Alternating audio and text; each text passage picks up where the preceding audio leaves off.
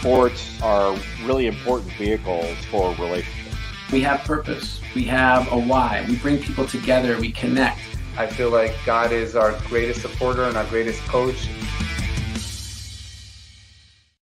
Welcome to Rabbi on the Sidelines. This is Rabbi Sherman from Sinai Temple in Los Angeles. This week we are joined by Ben Kaplan, the author of this amazing new book, Pipeline to the Pros, How D3 Small College Nobodies Rose to Rule the NBA.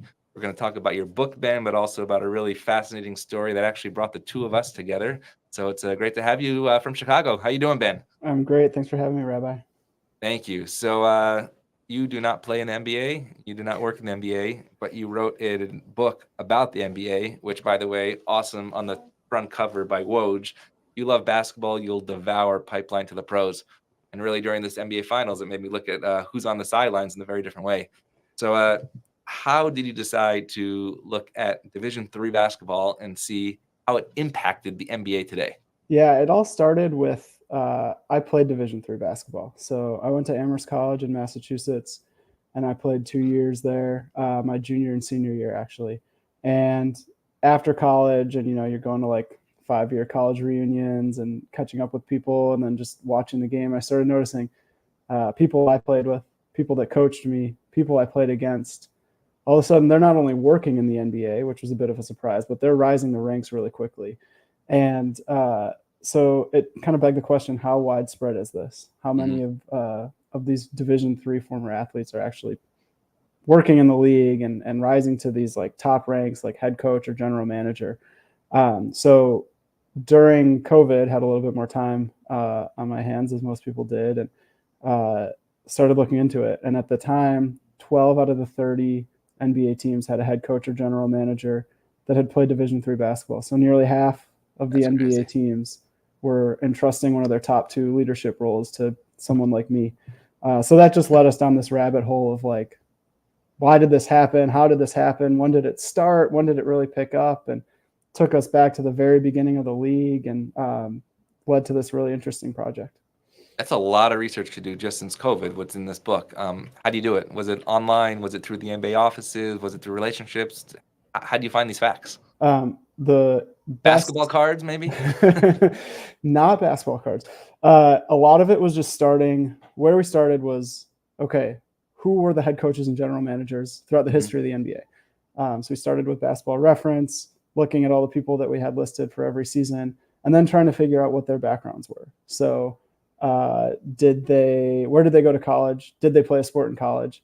Sometimes that was easy to find out. Sometimes that was really challenging to find out, especially as we got further, when we went further back in the history of the league.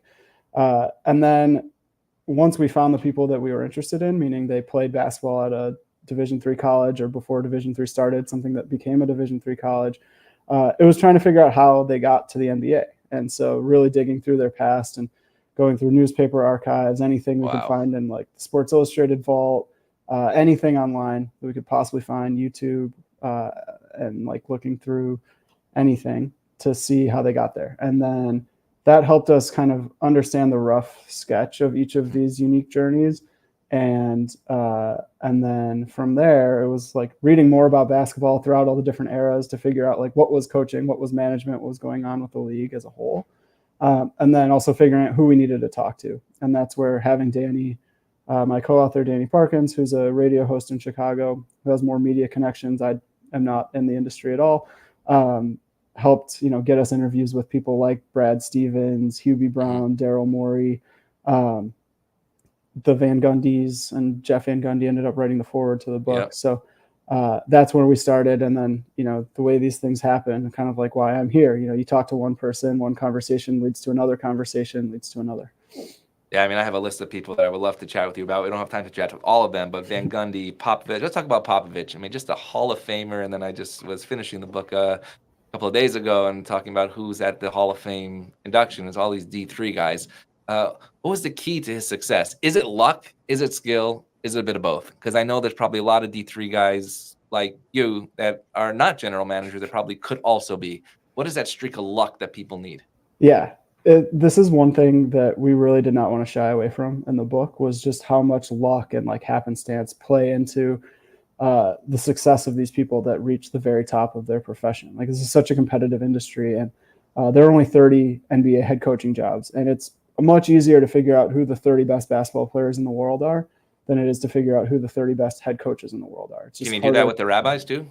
I don't know. Are there rabbi analytics out there? Like, There are definitely, but also when you talk about luck in relationships, it's sort of the same. There's a limited amount in any industry. There's a limited amount of spots for the people that want to do what they do at the best level. Yeah, absolutely. And so not only do you need to be qualified, that's like table stakes. So all the people in this book worked very hard, Exactly. had unique skills that allowed them to be good in the jobs that they had once they got them. But it also required meeting the right person, or meeting the right people, or meeting the right series of people. Like, one of the chapters we talk about John Hammond and his career. I mean, it's amazing that, like, he was about to sink out of the NBA, and there was just life raft after life raft after life raft thrown at him because he had such great connections with people. He was just a good people person. So I think what we were looking for is, like, you need to work hard and build up the right skills, but in that hard work, meet the right people and ensure that you're, building out your network in a way that's going to make it so that you can succeed when you get the chance. And I also think relationships are not luck. You have to, if you know that you have to meet the people, then how do you do that? Now, some people obviously can send an email, other people can meet, etc. But I know the 5-star basketball camp took a big place in this. And I believe, was it Frank Vogel? Or let's talk about the Frank Vogel, Rick Pitino story, right? Like, begged his way, leaves a D3 college to say, I will do anything I can just to get in there. That's a little about what you learned about Frank Vogel. Obviously won the championship with the Lakers during COVID. Back to the Pitino piece, and why would Pitino take a chance on a guy like that? Yeah, with Frank Vogel, so he was playing at a school in Pennsylvania called Juniata College, and some of the people we interviewed, they're playing at a school. So we juxtaposed his story with Brad Stevens, who was playing at DePaul. And Brad Stevens, not DePaul with the W, DePaul. Yeah, being in Chicago, you always have to hit the W very hard to make sure that people understand. And that was a program with a full-time head coach, and the program did well. They had an investment. They had good alumni support. Juniata, a little bit different. Their head coach was not even full-time. He was a high school teacher who would shuttle over. So Vogel loved basketball. He was thinking about other careers. He decided not to pursue medicine, mostly because he wasn't as good at it as he thought he might be. And he was like, okay, I need to pursue basketball, but the commitment I'm seeing at the Division III level isn't what I want. He was someone who just really had a strong capacity towards setting goals and working towards those goals. So he says, okay, who's the best college basketball coach to learn from in the country right now is Rick Pitino at Kentucky. How can I get in touch with him? Well, I know he's at the 5-star camp every once in a while. I went there as a camper. I'm going to write a really nice letter to the people there telling them how much 5-star meant to me and how I want to give back, just for the off chance that I'll be able to catch Pitino for a few minutes and beg my way into the Kentucky program. And he did it. He did it. I mean, it took a lot of no's, way more no's than I would have been able to take for sure. But he was incredibly persistent, and not just persistent, but understood exactly what he wanted, which at that age is impressive to be able to do that at 20 years old. Say, I'm going to throw my college friends away. I'm going to throw this life away that I have at Juniata, which is comfortable. Go somewhere completely foreign. I've never really left this like Jersey, Philadelphia area before. All in the name of pursuing a dream. I want to talk about two more people before we get to the more personal connection about you, basketball, and your dad, and just how the faith piece really goes into this as well. Let us talk about Leon Rose, actually, as an agent who D3, Cherry Hill, New Jersey, Cherry Hill East, and he obviously had he had commitment on the court. But then you talk about the player empowerment area, but it's not really player empowerment. It's about what happens behind the scenes in CAA. So how does a guy like an agent who played basketball in D3 actually change the way that the game is played today? Yeah, he rose up as an agent at the right time for someone who might be interested in taking a position with the teams, because with LeBron James, and then you got like people like Kevin Garnett and other superstar basketball players that were finding that they were able to set the terms of their career. They're not going to play in one city the entire time. They're going to go to different teams. They're going to get the guys that they want there. And who was orchestrating all that and making sure that everybody's contracts were up at the right time and talking to the general managers to make sure that everybody was prepared to clean their cap sheet and have enough room to sign people. It was the agents behind the scene. And some big market teams, the Knicks especially, saw the success that the Lakers were having with an agent as their general manager, that the Warriors were having with a former agent as their general manager, and realizing that, if we want to get in the business of recruiting superstars, we need to get someone who worked really closely with those superstars and understand how they tick and what drives them. And so they hired Leon Rose, who was, played Division III basketball, liked playing in a lot of men's leagues all over the Philadelphia, New Jersey areas, and was a big-time JCC superstar. Saw a lot of newspaper clippings about him dropping, 20 or 30 points in the JCC leagues out there. And then, through connections that he had at various schools, became this super powerful player agent. And so the Knicks hired him, and he's built them into a really successful team. Here's something to add to the Leon Rose story. My sister is also a rabbi in Cherry Hill, and his parents go to the synagogue that my sister works at. So, little footnote in that chapter about Leon Rose. About the D3 piece, not in more in general, not the specifics. You talk about how even though they might have the talent on the court, at the D3 level, they had the ability to do everything: recruiting, video coordinating, the laundry, coaching. How does that then lead to the success? Meaning, nothing's below me in terms of what I need to do to get to that high level. Yeah, working in the NBA, if you're going to start your career, you're not going to be, unless you're, someone like JJ Redick who might get a head coaching job. Yeah, I was going to ask you about him. Yeah, I would be happy to talk more about him because I've been thinking a lot about that lately. You're usually not starting at the top. You're usually starting at the bottom, and now there are a lot of different rungs of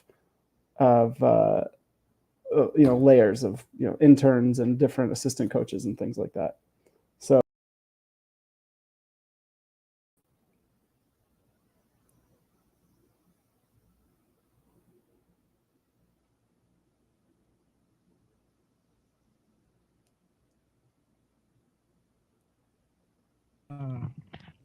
switch back to. Can you hear me?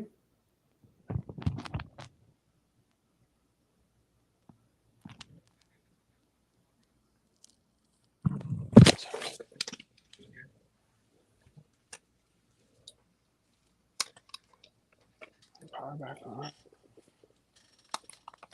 I'm good on this.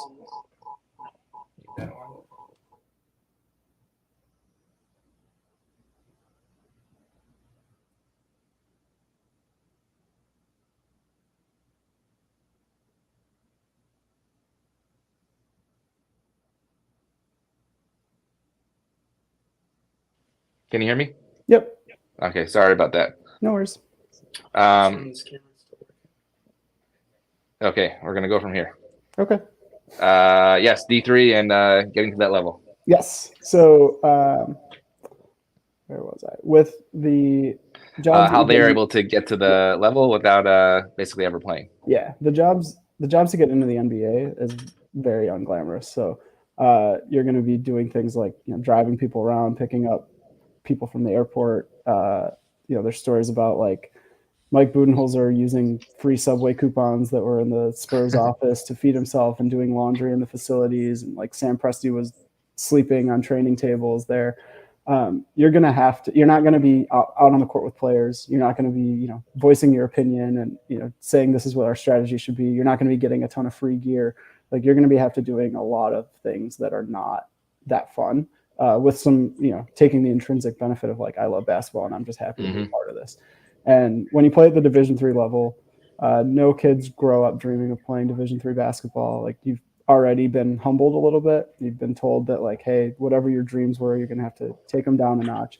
But at the same time, obviously had some success in the game. And so the other thing that's unique about Division III is nobody's checking in on you to make sure you're going to class. Nobody's working you out in the fall or the spring. Like everything is very much on your own. So you have demonstrated some ability to have a little bit of humility, to choose basketball when it's not the most convenient thing, because you're not getting an athletic scholarship. You're not generally playing in front of a ton of people.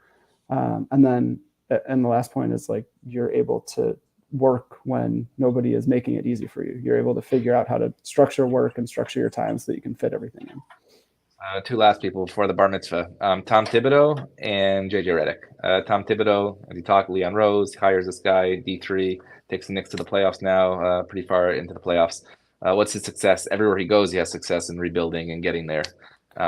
Is it the D3 Magic or is it Tom Thibodeau? I think that one is Tom Thibodeau. It's just everyone you Oh, talk to talks about the motor that he has and just how hard he can work. Even someone like we talked with Steve Clifford, who's been an NBA head coach at several stops, most recently with the Charlotte Hornets, and he was like, I would work crazy hours, but nobody had a motor like Thibodeau. Like I would have to say, hey, I got to go home, I got to stop, I got to eat, but Tibbs could just keep going. And so having that level of preparation has always allowed him to like make sure that his teams are better prepped than any other teams, and it's paid off. They've always outperformed in the regular season, at least. Is there somebody that we don't know about right now that we're going to see in the NBA maybe in the next couple of years based on your research? We did, in our book, we did talk about a couple young alums, both from the same school, from Wesleyan University in Connecticut. One was Greg St. Jean, whose dad, Gary, was an NBA head coach and an NBA general manager. And Greg... But he already has that upper hand because of that relationship that you talk about in the book too. Right, absolutely. Yeah, so he was very forthcoming with us about like, hey, my last name, this is something that helps get me in the door. So he has not only acknowledged that, but he's also used that to help other people. So there was an alum at his school a couple of years behind him named Jordan Sears, who was thinking like, I want to get into business. But then as the basketball season's winding down his senior year, he's like, I'm loving digging into the film. I think I want to do this more permanently. And so, Greg helped set him up with a job at St. John's where he was working, and then helped provide some introductions. And Jordan's had a lot of success in the NBA. He's the Dallas Mavericks G League coach right now. So I think that's someone who we could definitely see as a rising star. And so JJ Redick, with no NBA experience, has the desk experience, but has Duke. How to fit into the plan? I think it's going to be really interesting to see what happens with him. Like it's such a challenge to figure out, how to be a coach. One thing that Will Hardy, who's the head coach of the Utah Jazz, said to us is like, coaching is a profession. It's not something that you can just do innately. It's very different from being a player. So you have to learn the profession. And that's something that while JJ doesn't have on the job training, I think through his podcast and what he's been doing and the conversations he's been having with like coaches in the off season, he's definitely been preparing for this. Recently listened to a podcast he recorded before the season with Chris Finch, the head coach of the Timberwolves, and another former D3 guy. And if you look at it through the lens of like JJ's thinking about coaching, the questions that he was asking were very much like the right questions that someone who's thinking about entering a job might ask. And Kaplan, author of Pipeline to the Pros, but we're going to talk about your personal life because that's how I got to know who you were, and actually a tweet just last week by Ernie Johnson, a common friend and acquaintance. Your bar mitzvah. Take us to that point and how your bar mitzvah ended up being related to basketball. Yeah.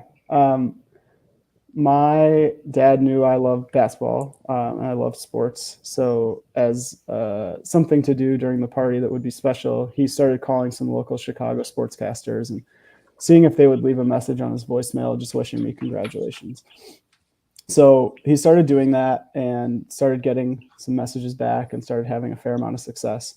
And so then he was like, okay, let's see if I can talk to someone a little bit bigger and see if they'll say yes. And so he called Turner Studios and left a message and explained what he was wanting. And he got a call back directly from Ernie Johnson a couple days later.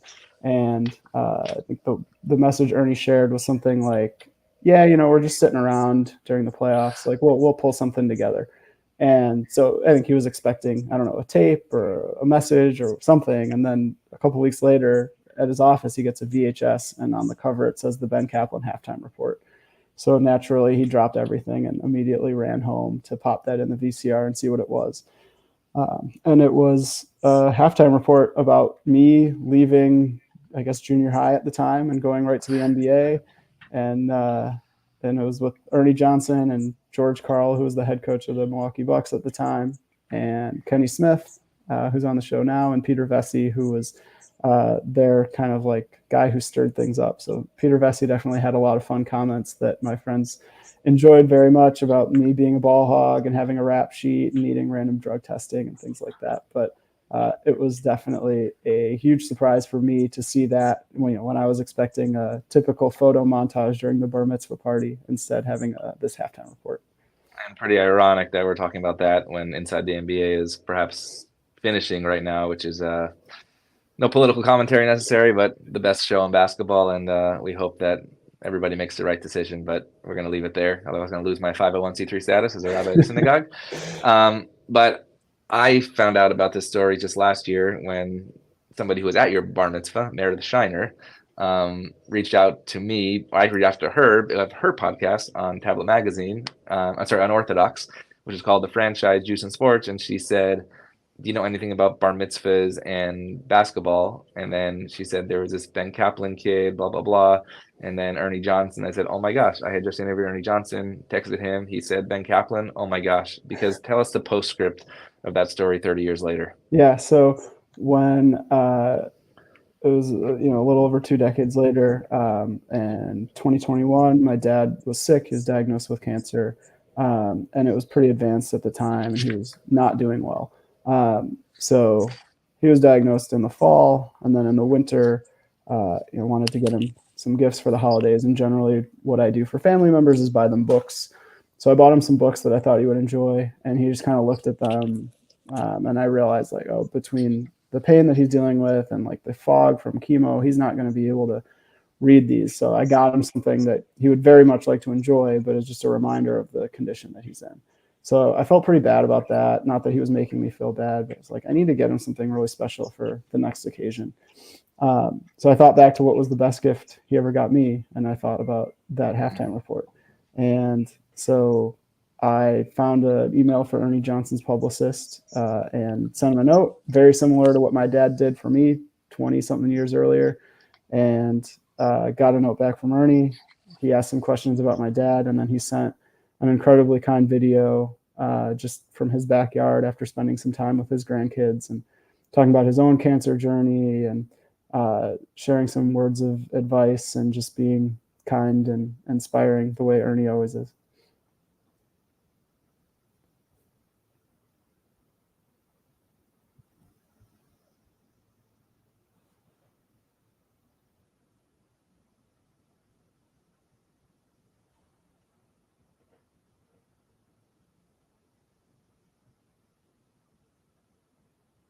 Can't hear me. I got you now. Can you hear me now? I can hear you now. Yep. Yeah? Yeah. Sorry. No worries. So you do this video and tell me why Ernie would do that. Why would he come back 30 years later and do that again? Well, I guess the answer to that other question is why would he do the video in the first sentence, right? Can you hear me? Good.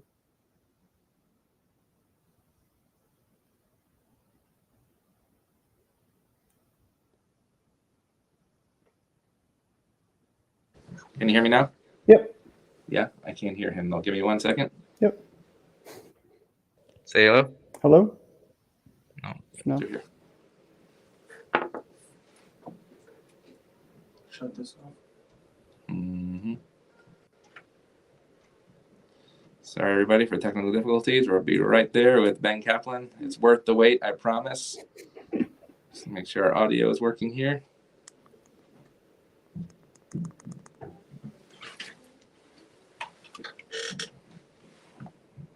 Can you hear me now, Ben? Yep. You can hear me, but I can't hear you. Is your audio okay? Okay, that's good. Talk again? Yep, I can hear you. Okay, great. So Ernie Johnson, why would he do this 30 years later? So, I think the question is why would he have done it in the first place? And the answer didn't really change. He's just the type of person that's going to use his position to create meaningful memories and meaningful experiences for people. So I also think the cancer piece, hit home for him because he had experienced that in his own life. And the other thing that we touched on in the interview we did with Meredith was just about how his relationship with his father and how much that father-son relationship resonates with him. he actually said that, yes, it's called a God wink. I don't know if you've heard Ernie say that, but what is a God wink, and how was that situation a God wink? He was saying, things that someone who might not be a person of faith might say, oh, what a ridiculous coincidence. Or, he's saying, hey, somebody's telling me something. And this is a moment that I need to understand that, God's winking at me and God's telling me, hey, this is something that I need to act on or pay attention to. And there's a reason all this is coming back together. So I think the thing, maybe Ernie's not being totally sincere, but I'm sure he is based on the person he is. But it was remarkable to me to see how much this thing that meant so much to my family meant to him, because he was able to mean so much to us, and how this created this cycle. So that made it really special. You're muted. Tell us about that tweet just last week that you connected once again. So with the news that the TNT halftime show might be going away because TNT is not going to be having the NBA potentially losing that deal. And I had also just happened to be at my mom's house and found the tape of the halftime report, like the actual hard copy. I think we had seen it before. That was like on the bar mitzvah tape. So it was like a tape of a tape, but this one was like the actual VHS. And those two things coming together, I was like, okay, I really want to tell this story. And originally I had just planned on sharing the part about the halftime report and how nice it was that Ernie did that, and showing the video because it's kind of funny. But as I was writing it down, I was realizing like I want to tell the next part too, and how, it all came full circle, and how Ernie did this for my dad, and it became this really meaningful thing between us. And then not only that, but Meredith comes in and meets Ernie through you, and then it becomes even more full circle, and we have this conversation and we're able to talk about it together. So I think all of that, I didn't really realize how crazy it is and how special it is until I was able to like jot it down. And what's the next part? The next part is that it goes super viral on Twitter, and I think it was like somewhere near 7 million views, and the response to it was beyond anything I could have imagined. And 99.999% very positive, and people sharing, their own memories about something Ernie did, like you had done with me, or sharing their memories about like when they were able to do something special. Like I got a message from the drummer for the band Guster, and he was like, I just lost my dad a few days ago. This means so much to hear this, and we'd like to do this for our band, for our fans, and this just reinforces why we like to do that stuff. And I'm not in the habit of crafting viral tweets. That's definitely not my thing. So I made sure to go through and like read every comment and every retweet and quote tweet where people were sharing their own stuff about like the things that they bonded with their dad about. And it was a really cool like couple weeks to be able to go through all that. And so what would you say the intersection is between sports and faith? I think that's a great question. I mean, I think for people like me who sports are like just a ridiculous part of their life, and like all of my best friends are through sports, and my favorite memories are through sports, and the way that I bond with my kids and my dad and the conversations we have are through sports. And same thing with faith. It just is something that is like so ingrained in your life, and becomes like the fabric through which all of your relationships and all of your good times, that's just always there for you. So that's what it meant for me. And what would you say the faith aspect of the D3 piece is? How much faith was there in these people trying to get to the NBA? There had to be a ton. And part of it was, I think there's almost something like biblical about some of these stories, and that like they weren't trying to be NBA coaches or NBA general managers. They liked the work, and they found value in the work, and they found beauty in the work. So they were working, and in working hard, they created these opportunities, and they created positions for themselves and futures for themselves that they would have never envisioned. And so what's your advice to the kid in buddy basketball right now that wants to get to the NBA? Well, the one thing that I think stood out is that nobody was ever planning for it. So I think the best thing that you can do is not think about, okay, in 2 years I'll do this, and in 2 years I'll do that, and in 3 years I'll get to this spot, and then I'll get to the NBA. But really just saying, okay, I'm in buddy basketball. I want to make the most of it. I want to get better. I want to have fun with my friends, and I want to win if I can win. And then just maximizing your talent, setting goals and trying to reach those goals, and just keeping going, whether it's, in front of tens of thousands of people in an arena, or whether it's in front of tens of people at a small college gym. Like, it still is meaningful, and not just the games, but the relationships. That's really the thing that sticks out from all these different stories. I have an idea that maybe one of these days we get me, you, Ernie, and Meredith on a podcast together to actually see how we all come together. But what's your message to Ernie and message to Meredith today as we conclude? That would be fantastic. My message to Ernie would be just a message of deep gratitude for great memories from the past 20-something years, the ability to share this story and get even more, warm, fuzzy feelings from hearing from all these different people. And a thank you for kind of being a representation of the relationship I had with my dad, and that, how special that was, especially through our love of basketball. I should say through my love of basketball, but then he hopped on because he loved whatever I was into. And then to Meredith, I mean, it was just an incredible moment to have that conversation, to make that connection, to see how much it actually meant to Ernie, and not just, something where he's recording a video and then popping off and being done and not thinking about it again, that this was something that actually stuck with him. And then I think the last thing is, like, having that podcast, I was able to say things to her and through that podcast that I wasn't necessarily sharing with my parents, and for them to be able to listen to it. And it was actually, shortly thereafter my dad died.